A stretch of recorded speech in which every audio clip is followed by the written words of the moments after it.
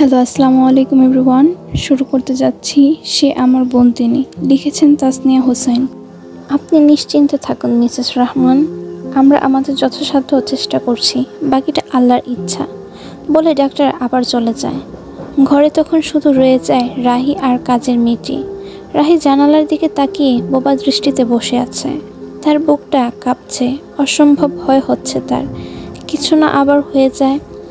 কয়দিন আগে ঈশা সাফা আপু মারা গেল, এখন আবার আবির ভাইয়ের এই অবস্থা। আল্লাহ তুমি আবির ভাইকে সুস্থ করে দাও, না হলে যে পরিবারটা ধ্বংস হয়ে যাবে। সাইমা রহমানের জন্য খুব মায়া হয় তার, আদ্রিয়ান ভাইয়ের জন্য খারাপ লাগে। কিভাবে সারাদিন মনমরা হয়ে থাকেন, ঠিকমতো খাওয়া দাওয়া করেন না, সারাদিন কাজের মধ্যে লেগে থাকেন। এমন অবস্থায় যদি আবির ভাইয়ের কিছু হয়ে যায়, তাহলে তো মামনিকে কিছুতেই সামলানো যাবে না, এই ভয় হচ্ছে তার। রাহির এসব ভাবনার মাঝে ছোট বাচ্চাটা কেঁদে ওঠে। সে দ্রুত যায় ওকে সামলানোর জন্য। দুধের বাচ্চা মা ছাড়া কতক্ষণ থাকবে। এই দৌড়াদৌড়ির মধ্যেই রাতটা পার হয়ে যায়। সূর্যের আলো ঢুকছে বড় জানালার ভেতর দিয়ে। ঘরের পরিবেশ নীরব, বাতাসে ঘন ক্লান্তি। ভিড়ে ঘুম ভাঙে, আর মোড়া ভেঙে চোখ খুলতেই দেখে ঈশা চুপচাপ তাকিয়ে আছে ছাদের দিকে, একদম চুপ, নিঃশব্দ। বীর একটু হাসে, এটা তার প্রাপ্তির প্রশান্তির হাসি। তারপর ঈশাকে টেনে নেয় কাছে, অনাবৃত শরীরটা জড়িয়ে ধরে নিজের সাথে। তার ঘাড়ে নাক ঘষে দিয়ে বলে, কোনো সমস্যা হচ্ছে? ঈশা চুপ। তার চোখের পাতা যেন কিছু বলার আগেই চুপ হয়ে গেছে। তার ভেতরে অনুভূতি শুকিয়ে গেছে, একটি কোল্ড শূন্যতা ঘেরা অস্তিত্ব। বীর কিছুক্ষণ শুকনো আদর করে তাকে, তারপর ঈশাকে চাদরে মুড়িয়ে নিজের কোলে তুলে নেয়। একসাথে শাওয়ার নিচে দাঁড়ায় তারা। জলের ধারা দুজনের শরীর বয়ে পড়ে। বীর ধীরে ধীরে ঈশার কপাল স্পর্শ করে, তারপর ঈশার পিঠে, গলায় ধীরে ধীরে যেন জলের নিচে নিঃস্ব একটি নেশায় ডুবে যেতে থাকে। বীর শুধু ফিসফিসিয়ে বলে, তুমি আমায় ভাঙতে পারবে না ঈশা, না মুক্তি পাবে। যত দ্রুত সব কিছু মেনে নিবে, নিজেকে মানিয়ে নিবে, ততই সহজ হবে সব কিছু তোমার জন্য। না হলে এভাবে বাঁচতে হবে সারা জীবন। তুমি আমার হয়ে গেছো, আর আমার রাজ্য থেকে মরার আগ পর্যন্ত মুক্তি নেই তোমার। ঈশার চোখে জল মিশে যায় শাওয়ারের জলের সাথে। সে বুঝে এই কারাগারের দরজা আর কোনো আলো নেই। এটা ভালোবাসা না, এ তার দাসত্ব। সুরে ধুয়ে পরিষ্কার করলেও মনের ভিতরে যন্ত্রণাগুলো যেন গায়ে গায়ে লেগে আছে। শাওয়ার শেষে এক টুকরো স্নিগ্ধতা খুঁজে নেয় সে। একটা কালো রং স্কার্ট আর টপস পরে নেয়। ভিজা চুল হেয়ার ড্রায়ার দিয়ে শুকিয়ে বিনুনি করে নেয়। কোমল চোখে বেদনার রং। বীর তখন প্যান্ট পরে বেরিয়ে আসে। একটু থেমে তাকায় ঈশার দিকে গভীরভাবে। এই মেয়েকে এক এক সময় এক এক রকম লাগে। কাবার থেকে আমার জামা কাপড় বের করো, বীর হঠাৎ বলে ওঠে, স্বাভাবিক অথচ হুকুমের সুরে। ঈশা প্রথমে একটু চমকে উঠল, কিছুক্ষণ বোঝার চেষ্টা করলো বিষয়টা, তারপর নিঃশব্দে কাবার্ড খুলে জামা বের করে দেয়। বীর এবার বলে, তুমি পরিয়ে দাও। ঈশা থমকে যায়। অধিকার আর হুকুমের সহিত কথা বলে বীর। ঈশায় কিছু না বলে বীরের দিকে এগিয়ে যায়। কাপা কাপা হাতে শার্টটা তুলে ধরে তার শরীর পরিয়ে দেয়। আঙুলগুলো কাঁপে বোতাম লাগাতে গিয়ে, কিন্তু মুখে কিছু নেই, চোখে কিছু নেই। বীর তখনও এক দৃষ্টিতে শুধু তাকিয়ে থাকে তার মুখের দিকে। তার চোখে সেই চিরন্তর আকর্ষণ, যা শুধু তার বন্ধুনির জন্যই বরাদ্দ। জুতো পরিয়ে দাও, আরেকটা নীরব নির্দেশ। ঈশা জানতো এরকম কিছুই বলবে। নিঃশব্দে হাঁটু গেড়ে বসে, বীরের পায়ের কাছে গিয়ে তার জুতো পরিয়ে দেয়। প্রেম নয়, আনুগত্য নয়, এ যেন নিজের অস্তিত্ব মুছে দেওয়ার এক চূড়ান্ত উপলব্ধি। বীর উঠে এবার সব ওষুধ হাতরে একটা পেন কিলার এগিয়ে দেয় তার দিকে। খাও এটা, নরম গলায় বলে। আমি তোমার শরীর আজকেও সহ্য করেছি, প্রতিদিনই করতে হবে, কিছু করার নেই। নিজেকেও শরীরকে সব কিছুর জন্য মানিয়ে নাও, এটাই হবে এখন থেকে প্রতিদিন। ঈশা একটু থামে, মাথা নিচু করে ওষুধ খায়। কোনো কথা নেই, তবু অনেক কিছু বলে দেয় তার চাহনি। তখনই মারিয়া এলেনা দরজার ঠেলে ঢুকে পড়ে। হাতে ট্রে করে গরম নাস্তা, সাথে এক গ্লাস দুধ। মারিয়া এলেনা ঈশার সামনে নাস্তা এগিয়ে দেন। গ্লাস তুলে দিলে ঈশা না করে সে এটা খাবে না। দুধ খেতে পারি না আমি। পারবে, খাও, শক্ত গলায় বলে বীর। ঈশা একবার তাকায় গ্লাসটার দিকে, তারপর ভীরের দিকে। না খেতে পারার কথা বলতে চায় আবার, কিন্তু বলে লাভ হবে না, জানে সে। বীরের মুখে কোনো রাগ নেই, তবু তার চোখে সেই বারুদ, যা স্পষ্ট করে দেয় সে যদি কথা না শোনে তবে ফলাফল ভালো হবে না। ঈশা ধীরে ধীরে গ্লাস তুলে নেয়, ঠোঁটে রাখে গ্লাস। দুধ ঠান্ডা, অথচ গলায় যেন আগুন বইয়ে দেয়, তবুও খেয়ে নেয়। খাওয়া শেষ, বীরের আয়নায় দাঁড়িয়ে নিজের চুলগুলো সেট করে নেয়। একবার চাহনিতে ঈশাকে পরখ করে নেয় আরেকবার, তারপর নিঃশব্দে বেরিয়ে যায় রুম থেকে। আবিরের অবস্থা এখন আগের থেকে ভালো, বেটে দেওয়া হয়েছে তাকে। কালকে সারাটা রাত তারা কিভাবে পার করেছে সেটা শুধুমাত্র তারাই জানে। ছোট বাচ্চাটা রাত থেকে একা। জান্নাতকে জোর করে পাঠায় সাইমা বেগম। সে আসতে চায়নি, কিন্তু ছেলেটার কথা ভেবে পরে আর কিছু বলে না। আদ্রিয়ানের সাথে রওনা দেয় বাড়ির উদ্দেশ্যে। গিয়ে গোছলটা সেরে বাচ্চাকে খাইয়ে আবার চলে আসবে হসপিটালে। হালকা বাতাস জানালার পর্দা নাড়িয়ে দিচ্ছে ধীরে ধীরে। রাহি ধীরে ধীরে পায়চারি করছে, তার কোলে রায়ান, আবিরের ছোট্ট ছেলেটা। ক্লান্ত গলায় রাহি ওকে ঘুম পাড়ানোর চেষ্টা করছে। শিশুটার মুখে ঘুমের ছাপ স্পষ্ট, তবু একটু পরপর কেঁদে উঠছে। ছোট্ট প্রাণ তার দু চোখে ঘুম নামিয়ে আনতে চাইছে না কিছুতেই। রাহির কণ্ঠে একটা ক্লান্তি, আবার গভীর মায়া। এমন সময় হঠাৎ দরজায় শব্দ হয়। রাহি ভাবে হয়তো হসপিটাল থেকে কেউ এসেছে। কাজের লোককে তাগিদ দেয় দরজা খোলার জন্য। কাজের লোক ছুটে গিয়ে দরজা খুলে দেয়। জান্নাতকে এই অবস্থায় দেখে কিছুটা অবাক হয় সে। রাহির চোখ মুহূর্তের জান্নাতের মুখে গিয়ে আটকে যায়। চোখে মুখে ক্লান্তি, কিন্তু ঠোঁটে একটা কঠিন ধরনের শুকনো হাসি। জান্নাত এগিয়ে আসে, রাহির হাত থেকে বাচ্চাটাকে নিঃশব্দে নিয়ে নেয়। শিশুটার দিকে তাকিয়ে চুপচাপ বুকের কাছে টেনে ধরে। কারোর সঙ্গে কোনো কথা না বলে ধীরে ধীরে নিজের রুমের দিকে চলে যায়। রাহি শুধু তাকিয়ে আছে, কিছু জিজ্ঞেস করতে গিয়েও গলা শুকিয়ে আসে তার। জান্নাত ভাবিকে এখন কিছু না বলাই ভালো মনে করে সে, কিছু বলে না। ঠিক তখনই বাইরে গেটে শব্দ হয়। কিছুক্ষণের মধ্যেই ঘরের দরজা ঠেলে আদ্রিয়ান ঢুকে। সে সোজা উপরে যাবে, ঠিক তখনই চোখ পড়ে দরজার পাশে দাঁড়িয়ে থাকা এক নারীর দিকে।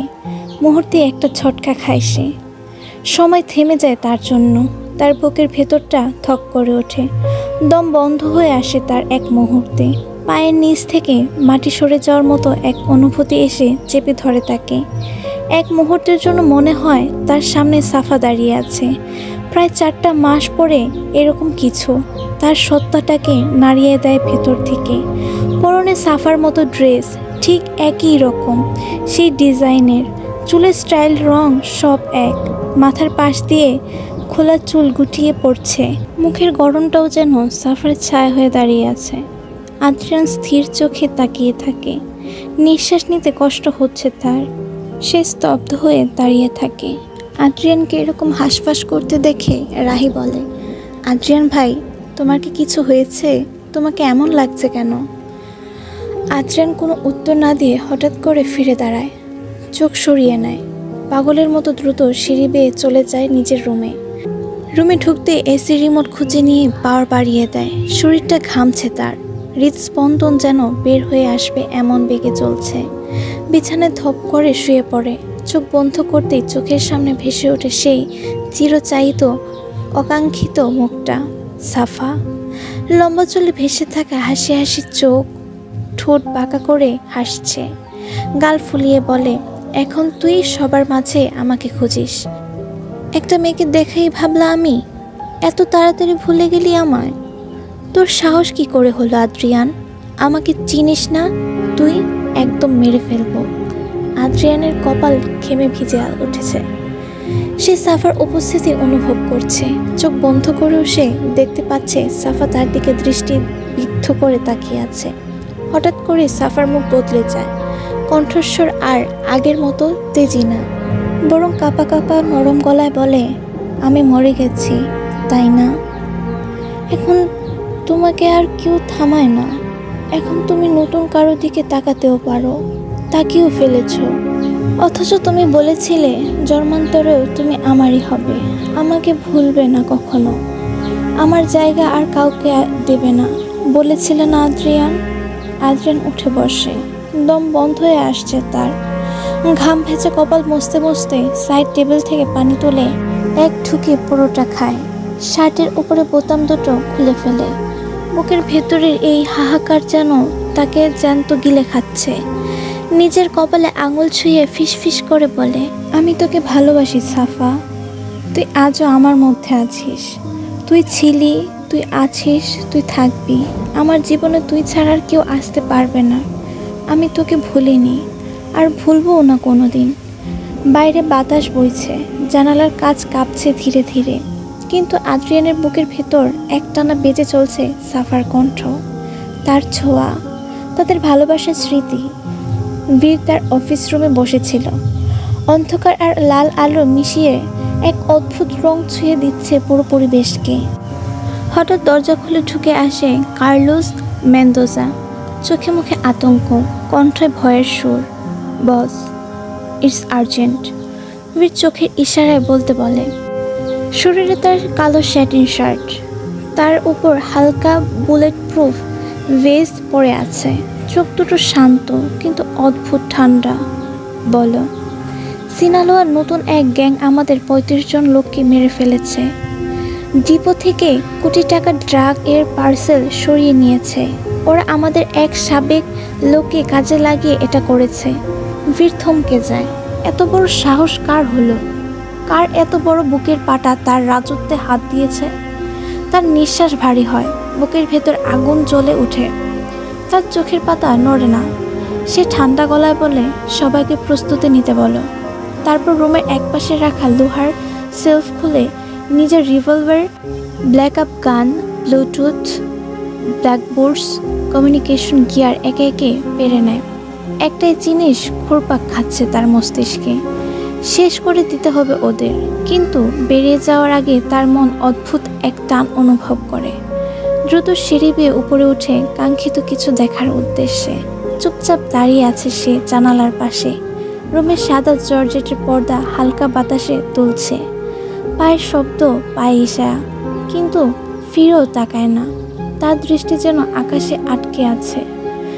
ধীরে ধীরে বীর এগিয়ে আসে। মাটির সাথে তার বুটের ঘর্ষণ ঈশার শরীরে বিদ্যুৎ খেলে দেয়। তবুও সে নড়ে না। হঠাৎ হেঁচকা টানে বীর তাকে ঘুরিয়ে নিজের বুকের সঙ্গে চেপে ধরে। তার মুখ মাত্র ইঞ্চি দুয়েক দূরে। গলা দিয়ে হিসিয়ে গর্জন বেরিয়ে আসে, আমি যাচ্ছি, ২-১ দিনের মধ্যে ফিরে আসব। তার ঠান্ডা হাত ঈশের মুখ ছুঁয়ে যায়। শরীর কেঁপে ওঠে মেয়েটার। বীর চোখে চোখ রেখে বলে, খাওয়া দাওয়া ঠিক মতো করবি। আমি যদি উল্টাপাল্টা কিছু দেখি, আমি কি করতে পারি সেই সম্পর্কে ধারণাও নেই তোর। ঈশের ঠোঁট কাঁপে, চোখে পানি জমে, কিন্তু সে চুপ। তার প্রতিবাদ করার শক্তি নেই। বীর আরেকটু কাছে গিয়ে বলে, তুই জানিস না আমি তোর প্রতিটা নিঃশ্বাসও গুণে রাখি। এমন কোনো কিছু করিস না যাতে আমার ভিতরের জন্তুটা জেগে ওঠে। বলে ছেড়ে দেয় ঈশাকে। তারপর ঘুরে দাঁড়ায়, দরজার দিকে পা বাড়ায়। বেরিয়ে যাওয়ার আগে মারিয়া এলেনার দিকে তাকিয়ে গম্ভীর গলায় বলে, কোনো কিছু অস্বাভাবিক দেখলে 1 সেকেন্ডও দেরি করবে না, আমাকে জানাবে। আর যদি কোনো গাফিলতি পাই, তোমাকে আর কেউ খুঁজে পাবে না মারিয়া। মায়ের মাথা ঝুঁকায়, মুখ শুকিয়ে যায় তার ভয়ে। তারপর বীর বেরিয়ে যায় রুম থেকে। পেছনে পড়ে থাকে নিঃশ্বাস আটকে আসা এক বন্দিনী। চারদিক ঘন অন্ধকার, মাথার ওপর হেলিকপ্টারের শব্দ। বীর চড়ে বসে সামনে। সাথে থাকে মেটিয়াস, সান্তিয়াগো, ডিয়েগো, নিকো, এনরিকো এবং নতুন নিয়োগ পাওয়া 4 জন শুটার। তার মাথায় এখন কেবল একটাই কথা খেলে, যে হাত আমার সাম্রাজ্য ছোঁয়ার সাহস করেছে, সে তার হাত আস্ত রাখবে না। তার শরীরে সহস্র টুকরো করা হবে, আর সেটা করবে সে নিজে। সিনালোয়ার আকাশটা সেই দিন অদ্ভুত রকমের নীল ছিল, যেন অনেক দিন পর সূর্যের আলো সেখানে পৌঁছেছে। কিন্তু সেই নীলের নিচে গড়ে উঠেছিল এক ধ্বংস, একটা নতুন মাফিয়া চক্র, যারা সিনালোয়ার আলভারেজ সাম্রাজ্যকে চ্যালেঞ্জ ছুড়ে দিয়েছে।